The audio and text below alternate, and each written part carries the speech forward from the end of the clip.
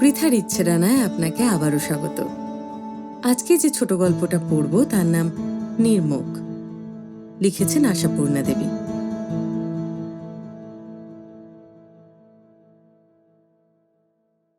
না, একই পাড়ায় বাড়ি নয় দুজনের, একসঙ্গে পড়েও নি কখনো।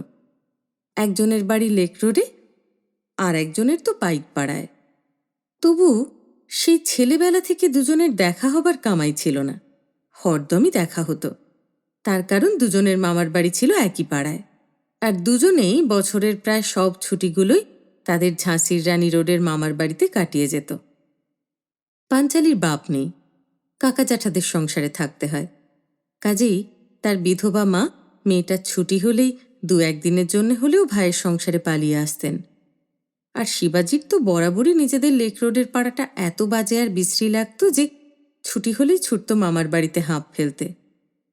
শিবাজি হচ্ছে ওই ঝাঁসির রানী রোডের বটু ডাক্তারের ভাগ্নে, আর পাঞ্চালি ওখানকার উপানন্দ উকিলের ভাগ্নি। তবে পাড়ার আর সব লোককে ভেবে তবে ঠিক করতে হতো কে কার ভাগ্নে ভাগ্নি। দেখতে গেলেই দেখা যেত হয় বটু ডাক্তারের বারান্দায় শিবাজি আর পাঞ্চালি, নয় উপানন্দ উকিলের ছাদে পাঞ্চালি আর শিবাজি। উকিল বাড়িতে বারান্দা নেই, কাজেই বাধ্য হয়ে তার ভাগ্নিকে এ বাড়িতে ছুটে আসতে হতো রাস্তা দেখবার ইচ্ছেটা তীব্র হলে। আর ডাক্তার বাড়িতে নেই ছাতে ওঠার সিঁড়ি, কাজেই শিবাজির খুঁড়ি ওড়ানোর বাসনাটা অদম্য হয়ে উঠলে তার গতি কোথায় পাশের উকিলবাবুর ছাদ ছাড়া? তা সেসব তো সেই ছেলেবেলাকার ছেলে মানুষই। তখন মৌচাক আর শিশু সাথী নিয়ে কাড়াকাড়ি করে ঝগড়াও কম হতো না। আড়ির পিরিয়ডটা কোনো কোনো বার আপন আপন বাড়ি ফিরে যাওয়া পর্যন্ত চলত, এবং ফিরে গিয়ে অনুতাপানলে দগ্ধ হলেও চিঠিপত্রের মাধ্যমে যে সেই অনুতপ্ত হৃদয়কে মেলে ধরা যায় তা তখন তাদের বোধের জগতে ছিল না। অতএব আবার সেই মামার বাড়ির ভরসা আর পরবর্তী ছুটির আশায় দিন গোনা। তারপর অবশ্য যখন নাবালকত্বের গণ্ডি কাটল, তখন তার মামার বাড়ির গণ্ডিটুকুই একমাত্র ভরসা রইল না। অলিখিত নিয়ম আর অলক্ষিত নিষেধের গতি ভেঙে নিজেরাই নিয়মিত দেখা হবার মতো জায়গা সৃষ্টি করে নিল। অর্থাৎ বাল্যের ভালো লাগাটা যৌবনের ভালোবাসায় পরিণত হলে আদি অনন্তকালের প্রেমিক যুগল যা যা কলা কৌশল করে থাকে ওরা তার কোনো কিছুতেই ত্রুটি করল না। অভিভাবকদের সামনে সরল সাজল, অবোধ সাজল। সময় সময় কাণ্ডজ্ঞানহীনের ভূমিকায় অভিনয় করে কপাল চাপড়ালো, জিভ কাটল, এবং আড়ালে অনেক বাহাদুরির হাসি হাসল সেই অভিভাবকদের নির্বোধ, অবোধ আর অন্ধ ভেবে। অবশ্য অভিভাবকদেরও তো অন্ধ, অবোধের ভান আর অভিনয় করতে হয়। এই যুগে কেউ চট করে প্রত্যক্ষ সংগ্রামের ক্ষেত্রে নেমে আসে না। আশায় যে বিপদ আছে সে কথা কোন বিজ্ঞ অভিভাবক না জানেন? জানাই তো কথা, যারা নেহাত কাণ্ডজ্ঞানহীনের ভূমিকায় অভিনয় করছে একবার তাদের দিকে ভ্রুকুটি নিক্ষেপ করে জ্ঞান প্রদান করতে গেলেই মুহূর্তে তারা লঙ্কাকাণ্ড বাঁধিয়ে বসতে দ্বিধা করবে না। কাজেই ওরা যখন হয়তো পোস্টকার্ডে দুছত্র প্রশ্ন করে, শিবাজিদা অমুক বইটা কি তোমার আছে, না থাকলে জোগাড় করে দিতে পারবে, আরেক ছত্রে তার উত্তর যায়, বইটা আমার নেই, চেষ্টা করব, তখন অভিভাবকরা সেই নির্দোষ পোস্টকার্ডখানি নেড়ে চেড়ে ব্যঙ্গ হাসি হেসে বলেন, হুম। তবে এক্ষেত্রে অন্তত তেমন সংগ্রামী মনোভাবও তাঁদের নেই, কারণ পাত্র হিসেবে শিবাজি অতীব উত্তম, আর পাত্রী হিসেবে পাঞ্চালি হেলা করার মতো নয়। ঈশ্বরানুকূল্যে আবার জাতিকুলে এক। তবে আর বাধা দেবার কি আছে, ভালোই তো হয়েছে।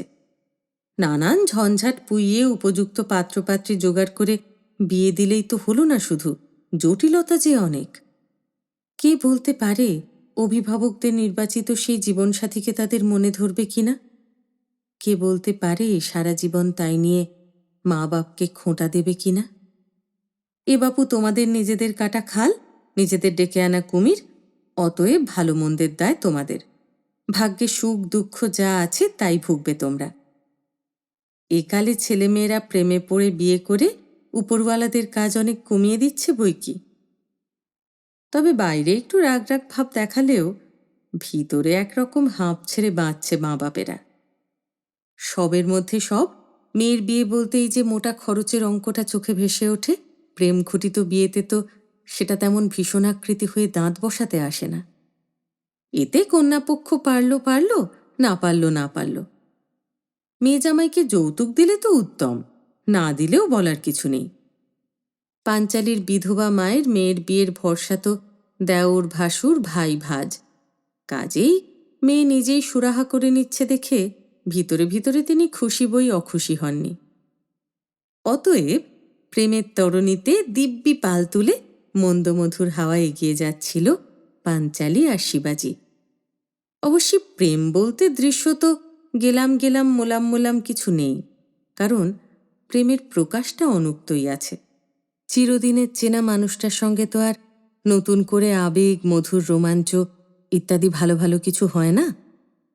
প্রিয়ার হাতটা যদি নিতান্তই একবার ধরতে ইচ্ছে করে শিবাজির, তো ট্রাম থেকে নামতে কি দোতলা বাসে উঠতে পড়ছিলে যে বলে নেহাতি যেন ওকে পড়ে যাওয়া থেকে সামলাতে চেপে ধরে হাতখানা। হয়তোবা সে হাতটি প্রয়োজনীয় সময়ের থেকে একটু বেশিক্ষণই রাখে হাতের মধ্যে। হয়তোবা প্রিয়র স্পর্শ সুখ অনুভব করবার বাসনাটা প্রবল হলে পাঞ্চালী কথা বলতে বলতে শিবাজিকে অহেতুক ঠেলা মারে। কোন দিকে মন রেখে বসে আছো, শুনতে পাচ্ছ? শুধু এই বাহ্যিক প্রকাশ, এর বেশি নয়। দুজনের কেউ কোনোদিন গদগদ ভাষণে বলেনি, তোমায় নইলে আমার জীবন বৃথা, আমার আকাশ মাটি চন্দ্র সূর্য অর্থহীন। কিন্তু নইলে যে জীবন বৃথা, চন্দ্র সূর্য অর্থহীন, সেটা চন্দ্র সূর্যের মতোই স্থিরীকৃত আছে। বিয়েটা অবধারিত, কাজেই ও নিয়ে দুশ্চিন্তা নেই, উচাটন নেই। ও তো হবেই। জল্পনা কল্পনা শুধু ভবিষ্যতের মুক্ত জীবন নিয়ে। নিত্যদিন বোকাটে চাতুরি আর জোলো জোলো কৈফিয়ত রচনা করে করে দুজনে একত্রে এসে জুটে সেই ছবিতেই নতুন নতুন রং চড়ায় ঘণ্টার পর ঘণ্টা বসে। বিয়েটা তাড়াতাড়ি হচ্ছে না, শুধু সামান্য একটু বাধায়। শুধু শিবাজির একটু ভালো মতো কাজ পাওয়ার ওয়াস্তা। অবশ্যই পাবেই যে, সেটাও অবধারিত। গুণী ছেলে, পিছনে বাপ কাকা দুটোর খুঁটির জোর, স্বাস্থ্য ভালো, চেহারা ভালো, অতএব তার রাজধানীবাস মারেকে। তবে যেমনে তেমনে ঢুকে পড়ায় বাপের আপত্তি, তার চেয়ে আপত্তি কাকার। চেয়ে দেখতে লাগলেন ওরা। বছরে খুঁটিহীন বাপমরা মেয়েটা ভাবল, বসে না থাকি, বেগার খাটি, হেলায় হেলায় করি না একটা কিছু, কতদিন আর কাকা জ্যাঠার অন্ন ধ্বংসাবো। দমদম উচ্চ বালিকা বিদ্যালয়ে সহকারী প্রধানা শিক্ষয়িত্রীর একটা পোস্ট খালি ছিল, সেটা আর খালি থাকল না। তা প্রথম প্রথম কম খেপাতো না শিবাজি। যখন তখন দেখা করত আর বলতো, এই যে সহকারিনী, কি খবর? পাঞ্চালী বলতো, সহকারীর খবরটা শোনার আশায় হাঁ করে আছি, এই খবর। খুঁটি পেকে এসেছে, কাকা বলেছেন মারিত গন্ডার লুটিত ভাণ্ডার, একেবারে মিনিস্ট্রিতে ঢুকিয়ে তবে ছাড়ব। বলছেন তো অনেক দিন থেকেই, হচ্ছে কই? তার চাইতে মোটামুটি কেরোস্থালি গোছের একটায় ঢুকে পড়লে এতদিনে এতদিনে যে কি হতে পারত, সেটা আর ভাষায় নিজে ব্যক্ত করে না পাঞ্চালী। ব্যক্ত করে তার রুদ্ধ হয়ে আসা স্বর, অভিমান হত ছলছলে দৃষ্টি।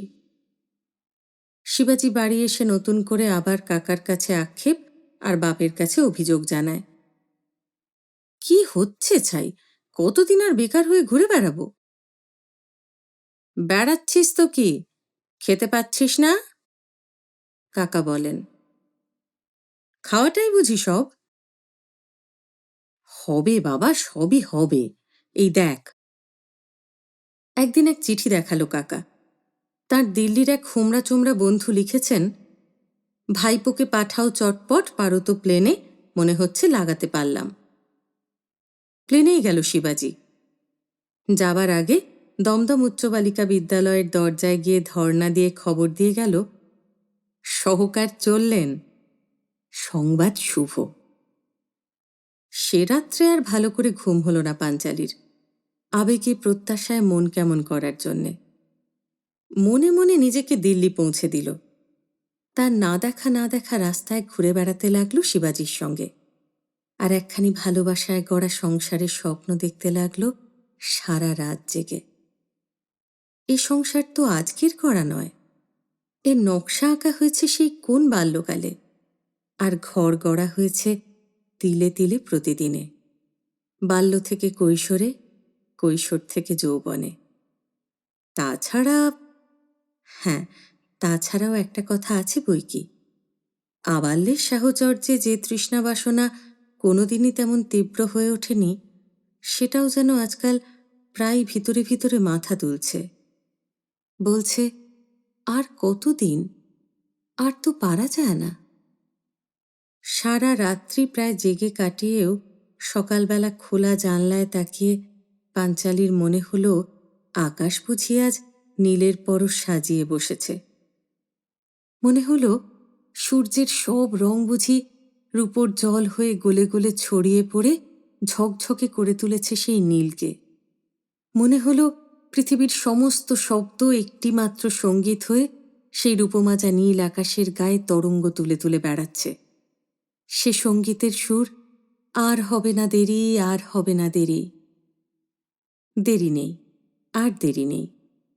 এখন আর দিন গোনার পালা নয়, গোনা দিনের পালা। চা খেতে বসে আজ পাঞ্চালির ছোট খুঁড়ির অতি তীক্ষ্ণ মুখটা বেশ যেন মোলায়েম মনে হলো। ভাত খেতে বসে জেঠির চিরবিরক্ত মুখখানা স্নেহমণ্ডিত লাগল। এ সংসারে যে কুশ্রিতা আর যে অসৌন্দর্য অবিরত চোখকে আর মনকে পীড়িত করেছে, আজ যেন মনে হলো সেগুলোর উপর একটা সুষমার আবরণ বিছানো। প্রতি মুহূর্তে যেখান থেকে চলে যেতে ইচ্ছে হয়, আজ সেখানটা ছেড়ে চলে যাবার সময় আসন্ন হয়েছে ভেবে মনটা একটা মন কেমনে টনটন করে উঠল। এই কোমল হয়ে আসা মনটায় পাঞ্চালির ইচ্ছে হলো সামনের বারে মাইনে পেলেই শুধু বাড়ির কুচোকাচাদের টফি লজেন্স দিয়ে না সেরে বড়দেরও কিছু কিছু উপহার দেবে। জেঠিকে একটা চওড়া লাল পাড় তাঁতের শাড়ি, খুড়িকে ছাপা পাড়ের সিল্ক। মাসের টাকাটা প্রায় সবই সংসার খরচ বলে জ্যাঠার হাতে তুলে দিতে হলেও এই উপহারের ইচ্ছেটা প্রবল হলো। স্কুলে গিয়েও বাজতে লাগলো একটা মধুর সুরের রেশ, বিষণ্ণ মধুর। এদেরও তো ছেড়ে যেতে হবে। এই কমাসেই বেশ ভালোবাসা পড়ে গেছে স্কুলটার উপর।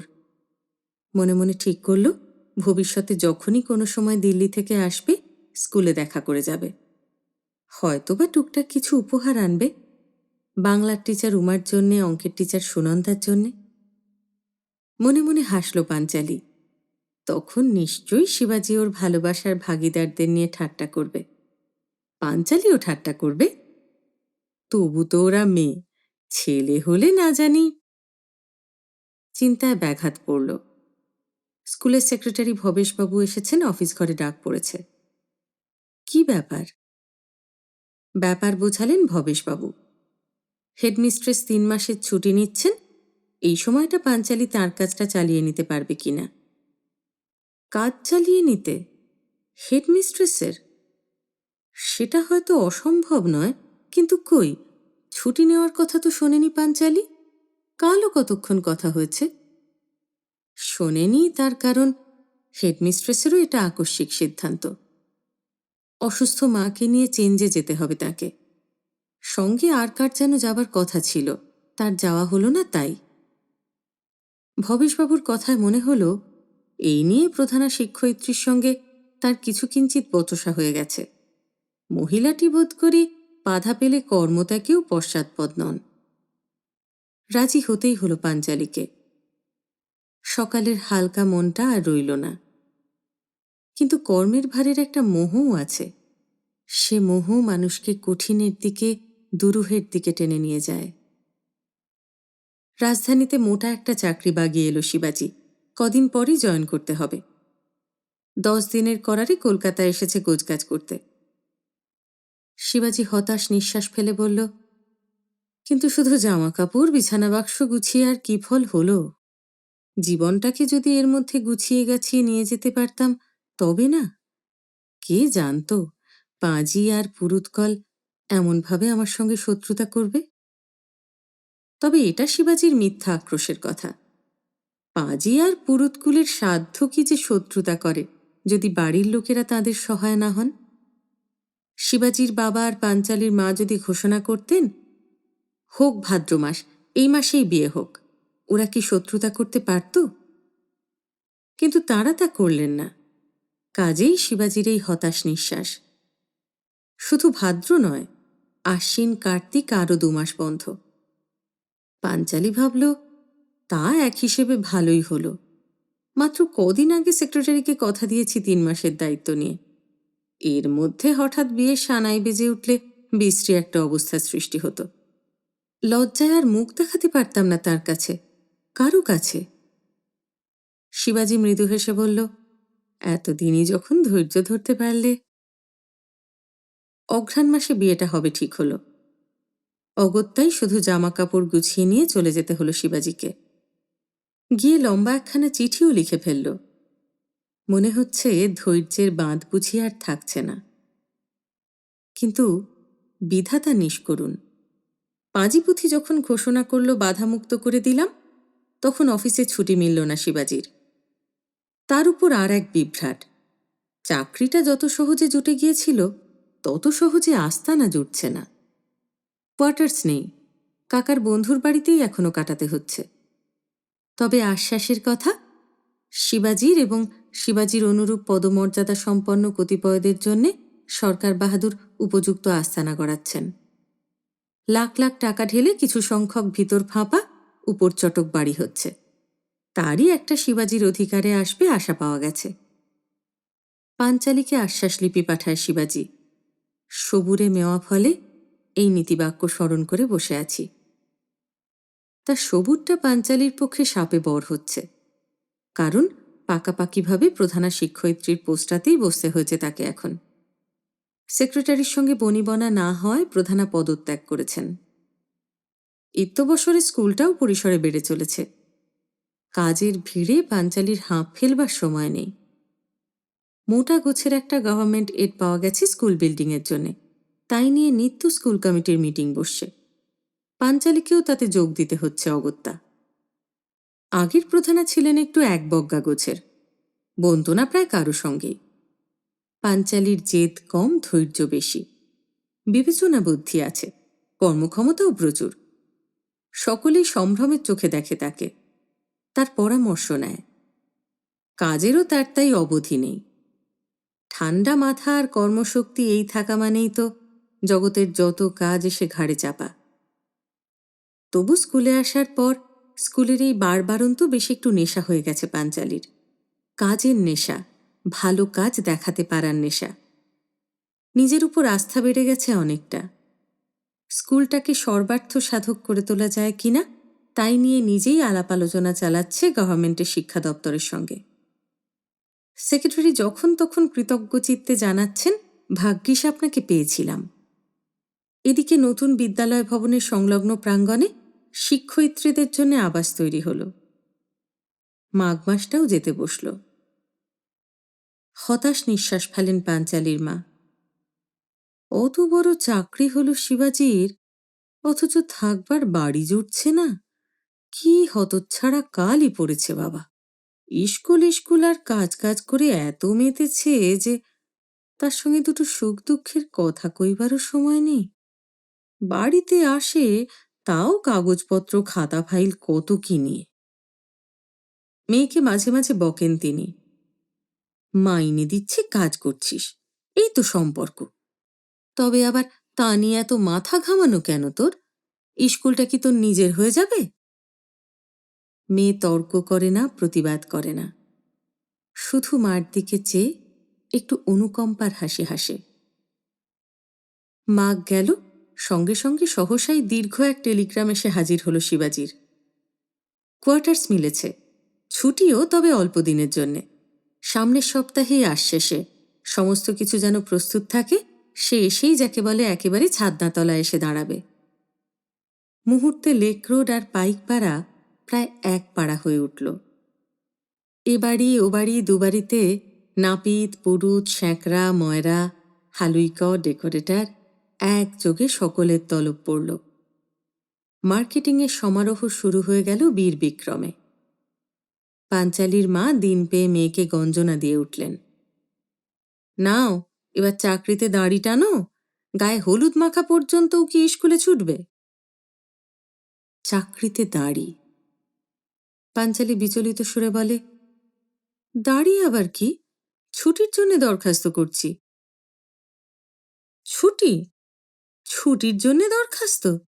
বিয়ে করে তোকে এখানে রেখে যাবে শিবাজি, নাকি রোজ একবার করে প্লেনে চড়ে এসে স্কুল সামলে যাবি?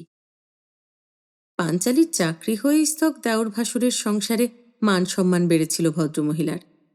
ইচ্ছে মতো 2-5 টাকা খরচ করেও বাঁচছিলেন হাত মেলে। কিন্তু আপাতত তার বাক্যবিন্যাসের ভঙ্গিতে মনে হলো পাঞ্চালি যেন গোয়ার তুমির বসে খুব একটা কিছু গর্হিত কাজ করছিল। এতদিনে তিনি শাসনের সুযোগ পেয়েছেন।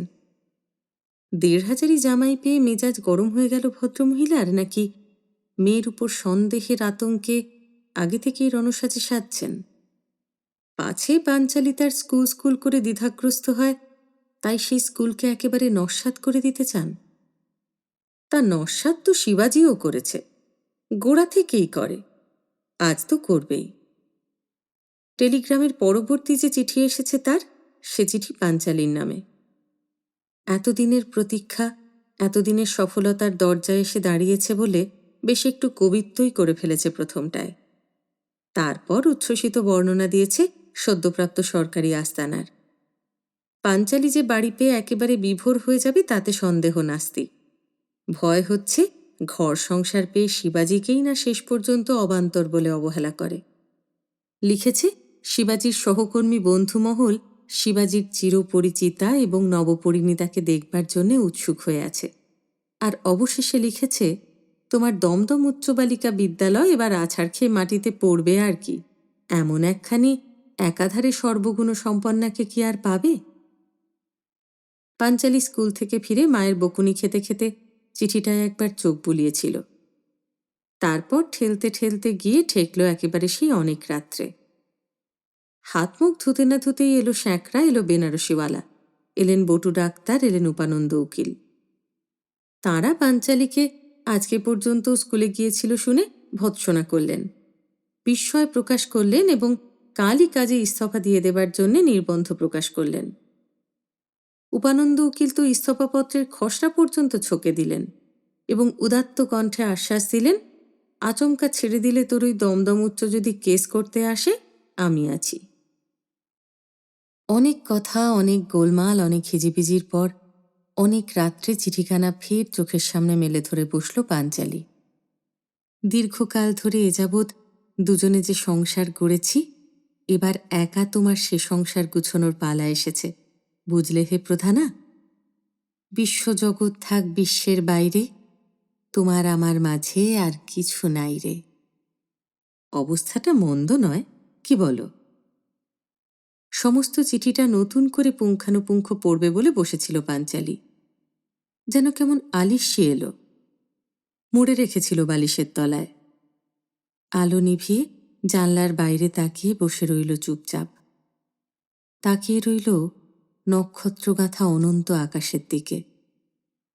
কিন্তু যতই নক্ষত্র খচিত হোক, আকাশ তো শূন্য মাত্রই, চিরদিনের জানিত সত্য। তবু হঠাৎ আকাশটা এত বেশি শূন্য লাগছে কেন? শূন্য আর অস্পষ্ট, যেন আকাশটা হঠাৎ কোথায় হারিয়ে যাচ্ছে, মিলিয়ে যাচ্ছে অনন্ত ধূসরতায়। উপানন্দ যে ইস্তফাপত্রের খসড়া করে দিয়ে গিয়েছিলেন, সেটা দেখে শুনে ঠিকমতো করে লিখে রাখলে ভালো হতো, সকালে সময় হবে না। অথচ আর দেরি করা চলে না। উঠে ফের আলো জ্বালালো পাঞ্চালি। খসড়া কাগজটা খুঁজতে লাগল।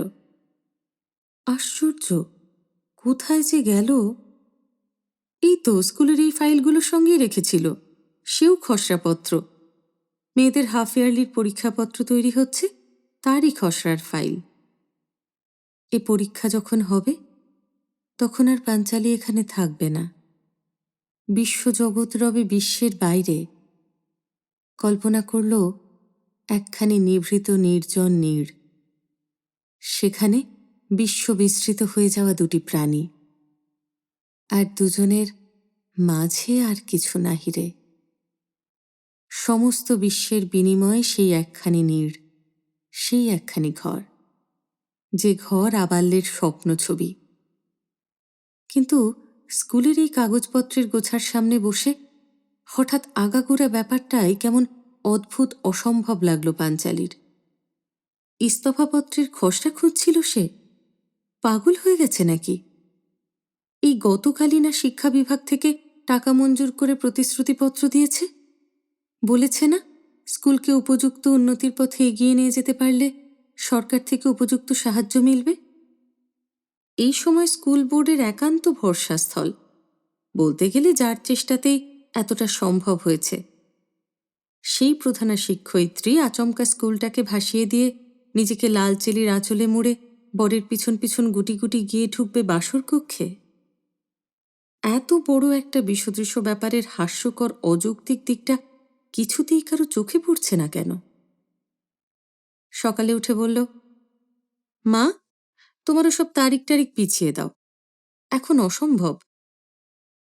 মা ঝেঁকে উঠে বললেন, তারিখ পিছিয়ে দেব? বিয়ের তারিখ? তুমি পাগল হয়েছ বলে তো আর সংসার শুদ্ধ লোক পাগল হয়নি। পরশু সকালেই শিবাজি আসছে, তা মনে রেখো। অসহায়ভাবে পাঞ্চালি বলল, ওকে নয় আসতে বারণ করে তার করে দাও না, এখন যে বড় শোচনীয় অবস্থা। ওকে বারণ করে তার করে দেব? তা কি কৈফিয়তটা দেব শুনি? বলো যে স্কুলের ব্যাপারে আমার এখন মরবার সময় নেই। মা কথা শেষ হতে দিলেন না, মেয়েকে ধিক্কার দিয়ে উঠলেন, তা সেটা বরং তুমি নিজেই দাওগে। ছি ছি পলি, স্কুল স্কুল করে এমন অজ্ঞান হয়ে গেছিস তুই যে এতদিনের এত ভাব ভালোবাসা ভুলে যাচ্ছিস। ভুলে আবার কি যাব, বলছি আর 2-3 মাস সবুর করতে, অবস্থাটা একটু। 2-3 মাস বলতে তোর একটু আটকালো না পলি? শিবাজি না জানিয়েছে 7-8 মাসের মধ্যে আর ছুটি পাবে না? তা বেশ, না হয় তাই। মা ক্রুদ্ধস্বরে রায় দেন, এতদিন গেছে বলেই আর একদিনও যাবে না। তুই কি মনে করছিস জগৎ সংসার তোর ইচ্ছায় চলবে? একটু বুঝি গম্ভীর হলো পাঞ্চালি।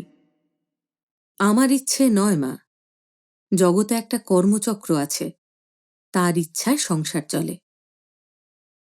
ভারী তোর কর্মচক্র, কটা টাকা রোজগার করতে শিখে দেখছি ভারী অহংকার হয়েছে তোর। টাকাটাই আসল নয় মা। বেশ নয়, টাকা নয়, মান্যই হলো, খুব মানি হয়েছিস তুই। কিন্তু এতদিন পরে তুই যদি এমন বায়ানাক্কা তুলিস, শিবাজির মন ঘুরে যেতে পারে, সে ভয় নেই? পাঞ্চালি হেসে ফেলে বলে, মন ঘুরে যাবে? কি যে বলো, এতদিন ও যে এত বায়ানাক্কা করলো, কই আমার মন তো ঘুরেনি। মা প্রথমটা হতবুদ্ধি হয়ে বললেন, 2-1 হলো? তারপর দৃঢ়স্বরে বললেন, পাগলামি খেয়াল ছাড়ো, বিয়ে তোমাকে ওই তারিখেই করতে হবে। আচ্ছা, ঠিক আছে, বিয়ে ওই তারিখেই হবে বলে নিজের ঘরে গিয়ে কাগজপত্রে মন দিল পাঞ্চালি। নির্দিষ্ট দিনে শিবাজি এলো, শুনল পাঞ্চালির আবেদন, তারপর হেসে উঠে বলল, আমার শালি নেই বলে কি তুমি সে পোস্টটাও ক্রিয়েট করছো? তার মানে? তার মানে বিয়ের পর অন্তত 3-4 মাস তুমি এখানে পড়ে থাকবে। এই প্রস্তাবের মতো জোরালো তামাশা শালিকার পক্ষেই সম্ভব। জিনিসটাকে এতই বা অযৌক্তিক ভাবছ কেন? একেবারে অযৌক্তিক বলেই বলছি তো, স্কুলটাকে অনেক চেষ্টায় দাঁড় করাচ্ছি। নিকুচি করেছে তোমার স্কুল? দমদম বালিকা বিদ্যালয় দাঁড়ালো কি ঘাড় ভেঙে পড়ল, তাতে তোমার কি এসে যাচ্ছে?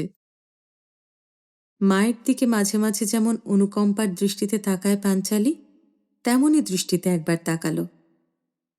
শিবাজির অবশ্য এখন এসব দৃষ্টির কারুকার্য বোঝার মতো মনের অবস্থা নয়, তাই সরবে হেসে প্রবল সুরে বলে, কত মাইনে দেয় তোমার দমদম? আমি সেটা পুষিয়ে দেব। মায়ের মতো তুমিও ওই টাকার কথাটা তুলো না, দোহাই তোমার। শিবাজি হতাশভাবে বলে, তবে কোন কথাটা তুলব? তোমার ওই ভবেশ বুড়ো যদি অত টেকো বুড়ো না হতো, তাহলেও না হয় তোলবার মতো একটা বিষয় পাওয়া যেত। হতভাগ্য দমদম বিদ্যালয়কে সর্বার্থ সাধক করে তুলতে পারলেই তোমার পরমার্থ লাভ হবে, এইটাই কি বিশ্বাস করতে হবে? তা কথাটা এতই কি অবিশ্বাস্য? মানুষের জীবনে পরমার্থ তো একটা থাকবেই। তাহলে এইটাই তোমার সংকল্প? এতক্ষণ ধরে তাই তো বোঝাচ্ছি। অর্থাৎ বিয়ে করেও স্বামীর ঘর করবার ফুরসত তোমার হবে না? কি মুশকিল! চিরকালের মতো বলছি কি, কটা মাসের জন্যে? হঠাৎ ভারী রুক্ষ গলায় বলে ওঠে শিবাজি, আর আমি যদি বলি আমার আর কোনোদিনই ফুরসত হবে না? সত্যি মেজাজকে আর ঠান্ডা রাখতে পারছে না বেচারা। কিন্তু পাঞ্চালি নিজেকে আশ্চর্য রকম ঠান্ডা রাখে।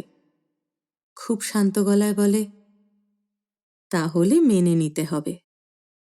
বিয়েটা এ জন্মের মতো স্থগিত রাখতে হবে। শিবাজি কিছুক্ষণ নিষ্পলক চোখে তাকিয়ে থেকে ক্ষুব্ধ গলায় বলে, আমার চাইতে তোমার ওই স্কুলের কাজটাই বড় হলো? তোমার চাইতে নয়।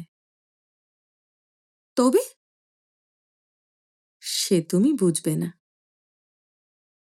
কেহ কারো মন বুঝে না, কাছে সে সরে যায়।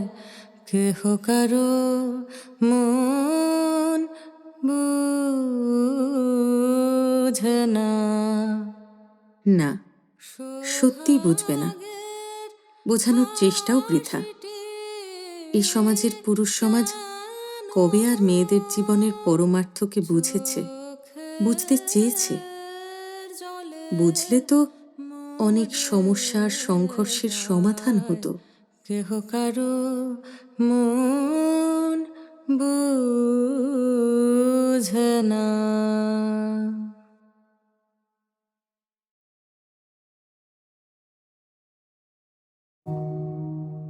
এখন চিত্রটা অনেকটা বদলালেও আগে কিন্তু বহু নারীকে তাদের ভালোবাসার জীবিকাকে বিসর্জন দিতে হয়েছে বিয়ে করে তার স্বামীর সংসার সামলাবার জন্য। কখনো তারা স্বেচ্ছায় করেছে, কখনো আবার তাদের করতে বাধ্য করা হয়েছে। গল্পের শেষে বারবার মনে হচ্ছিল, যদি একজন হৃদয় দিয়ে অন্যজনের হৃদয়কে জানবার বুঝবার চেষ্টা করে, তাহলে বোধহয় সব ভালোবাসাই পরিপূর্ণতা পায়।